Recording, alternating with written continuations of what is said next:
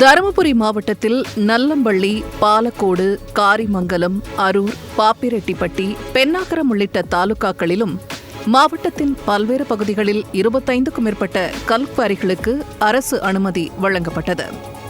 அந்த கல்குவாரிகள் சிலவற்றில் அனுமதிக்கப்பட்ட அளவுக்கு மேல் பாறைகளை வெட்டி எடுத்து வருகின்றனர்.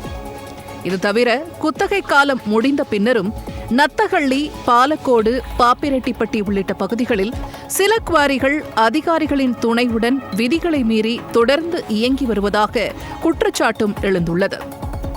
கனிம வளத்துறை அதிகாரிகள் நடவடிக்கை எடுக்காததால் அரசுக்கு பல கோடி ரூபாய் வருவாய் இழப்பு ஏற்பட்டு வருவதாகவும் சமூக ஆர்வலர்கள் குறிப்பிட்டுள்ளனர்.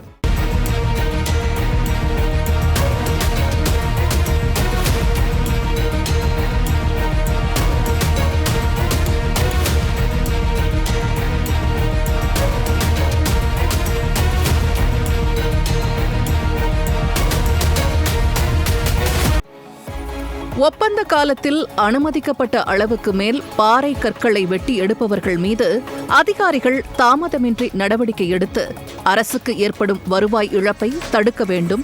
இதற்கு துணை போகும் கனிம வளத்துறை அலுவலர்கள் மீதும் மாவட்ட நிர்வாகம் விரைந்து விசாரித்து நடவடிக்கை எடுக்க வேண்டும் என்று தொடர்ந்து வலியுறுத்தப்பட்டு வருகிறது. மலைகளும் குன்றுகளுமாக இருந்த இடங்கள் இன்று ஆழமான கிணறுகளாக மாறிப்போய்விட்டதாக சமூக ஆர்வலர்கள் வேதனை தெரிவிக்கின்றனர். சட்டவிரோத கல்குவாரிகளால் லாரிகள் மூலம் கனிம வளங்கள் தினமும் கொள்ளையடிக்கப்படுவதாகவும் இதனால் தருமபுரி மாவட்ட சுற்றுச்சூழல் கடுமையாக பாதிக்கப்பட்டுள்ளது என்றும் அவர்கள் புகார் கூறுகின்றனர். நல்லம்பள்ளி வட்டத்திலே இருக்கக்கூடிய அனைத்து கனிம வளங்களும் இன்றைக்கு தனியார் கல்குவாரி முதலாளிகளும் கனிம நிறுவன அதிகாரிகளும் சேர்ந்து கொண்டு கொள்ளையடிக்கக்கூடிய அவலம் இன்றைக்கு ஏற்பட்டு கொண்டிருக்கு. இதன் மூலமாக மக்களுடைய வாழ்வாதாரம் மிகப்பெரிய அளவுக்கு கேள்விக்குறியாகி அங்கே இருக்கக்கூடிய நீர்நிலைகள் எல்லாம் பாதிப்புக்குள்ளாகி விவசாயமே இன்றைக்கு கேள்விக்குறியாக நிலைமை இருக்கிறது.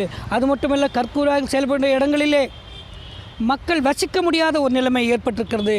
இந்த அவலங்களெல்லாம் தட்டி கேட்கக்கூடிய அதிகாரிகள் கொள்ளைக்காரங்களோடு கூட்டு சேர்ந்து கொண்டு இன்றைக்கு கோடியாக கொள்ளையடிக்கக்கூடிய அவலத்தை இன்றைக்கு நாம் பார்க்கிறோம். குறிப்பாக இண்டூர் ஊராட்சியில் கரடு பகுதியில் இரவு பகலாக பாறைகள் உடைக்கப்பட்டு லாரிகள், டிராக்டர்கள் என கனரக வாகனங்கள் மூலம் கடத்தப்பட்டு அதிக விலைக்கு விற்கப்பட்டு வருவது அம்பலமாகியுள்ளது. இந்த சட்டவிரோத செயலை இண்டூர் நத்தஹள்ளி கிராம நிர்வாக அலுவலர் கண்டும் காணாமல் இருந்து வருவதாகவும் ஆளுங்கட்சியான விளம்பர திமுகவை சேர்ந்த அதிகாரமிக்கவர்கள் இதுபோன்ற செயலில் ஈடுபடுவதாக குற்றச்சாட்டு எழுந்துள்ளது. மற்றொரு புறம் அரசு அனுமதித்த அளவை விட ஏரிகளில் வண்டல் மண் கொள்ளையும் படுஜோராக நடக்கிறது என்பதும் சமூக ஆர்வலர்களின் முக்கிய குற்றச்சாட்டாக உள்ளது. விவசாய மக்கள் பயன்படுறதுக்காக அந்த பகுதியில் இருக்கிற ஏரியில் இருக்கிற வண்டல் மண்ணில் எடுத்துக்கலான்னு சொல்லிட்டு பேசினாங்க.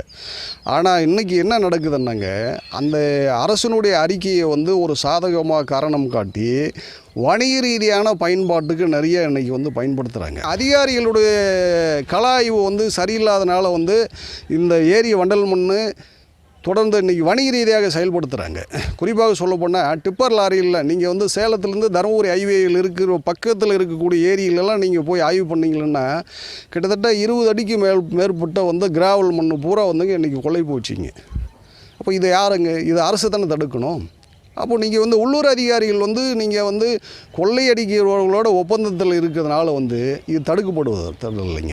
தருமபுரி மாவட்டத்தில் வருவாய்த்துறை, கனிம வளத்துறை, மாசு கட்டுப்பாட்டு வாரியம் உள்ளிட்ட துறைகள் ஆதரவுடன் முறைகேடாக கனிம வளங்களை சுரண்டும் அவல நிலை தொடர்ந்து நீடித்து வருகிறது. இதனால் வருங்கால சந்ததிகள் வாழ்வாதாரத்திற்காக வெளி மாவட்டங்கள், வெளி மாநிலங்களில் கையேந்தும் அவல நிலைக்கு தள்ளப்பட்டுள்ளதாக ஆதங்கம் தெரிவிக்கின்றனர் சமூக ஆர்வலர்கள்.